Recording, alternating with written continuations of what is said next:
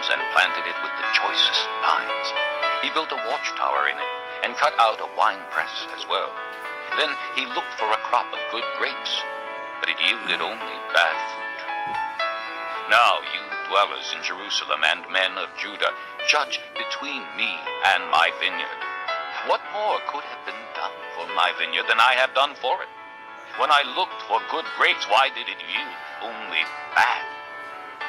Now, I will tell you what I am going to do to my vineyard. I will take away its hedge, and it will be destroyed. I will break down its wall, and it will be trampled. I will make it a wasteland, neither pruned nor cultivated, and briars and thorns will grow there.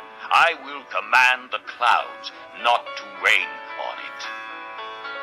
The vineyard of the Lord Almighty is the house of Israel, and the men of Judah are the garden of his delight. And he looked for justice, but saw bloodshed, for righteousness, but heard cries of distress. Woe to you who add house to house and join field to field till no space is left, and you live alone in the land. The Lord Almighty has declared in my hearing. Surely the great houses will become desolate, the fine mansions left without occupants. A 10-acre vineyard will produce only a bath of wine, a homer of seed, only an ephah of grain. Woe to those who rise early in the morning to run after their drinks, who stay up late at night till they are inflamed with wine. They have harps and lyres at their banquets, tambourines and flutes and wine, but they have no regard for the deeds of the Lord, no respect for the work of his hands. Therefore my people will go into exile for lack of understanding.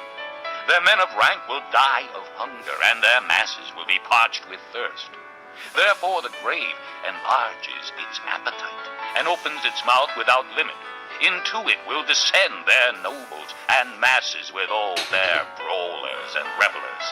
So man will be brought low, and mankind humbled, the eyes of the arrogant humbled. But the Lord Almighty will be exalted by his justice, and the holy God will show himself holy by his righteousness. Then sheep will graze as in their own pasture. Lambs will feed among the ruins of the rich. Woe to those who draw sin along with cords of deceit and wickedness as with cart ropes. To those who say, let God hurry. Let him hasten his work so we may see it. Let it approach. Let the plan of the Holy One of Israel come so we may know it. Woe to those who call evil good and good evil, who put darkness for light and light for darkness, who put bitter for sweet and sweet for bitter. Woe to those who are wise in their own eyes and clever in their own sight. Woe to those who are heroes at drinking wine and champions at mixing drinks, who acquit the guilty for a bribe but deny justice to the innocent.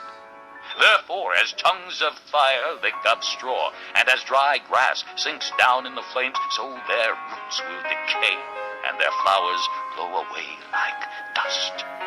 For they have rejected the law of the Lord Almighty, and spurned the word of the Holy One of Israel. Therefore the Lord's anger burns against his people. His hand is raised, and he strikes them down.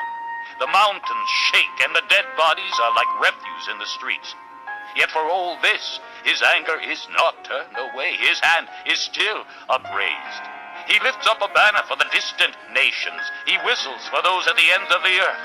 Here they come, swiftly and speedily. Not one of them grows tired or stumbles. Not one slumbers or sleeps. Not a belt is loosened at the waist. Not a sandal thong is broken. Their arrows are sharp. All their bows are strung. Their horses' hoofs seem like flint. Their chariot wheels like a whirlwind. Their roar is like that of the lion. They roar like young lions. They growl as they seize their prey and carry it off with no one to rescue. In that day they will roar over it like the roaring of the sea. And if one looks at the land, he will see darkness and distress. Even the light will be dark.